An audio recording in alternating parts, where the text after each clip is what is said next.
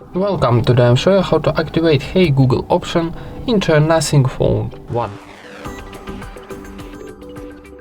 First of all, open your Google application, this one.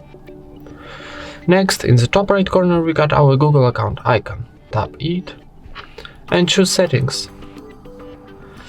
Here go into voice option and now choose voice match.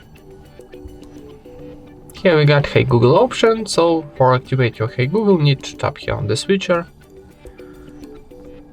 And now need give access to your assistant, tap next, I agree. And how you can see, Hey Google is ready to use. Tap continue. And that's it. Thank you for watching, leave thumbs ups and subscribe to our channel.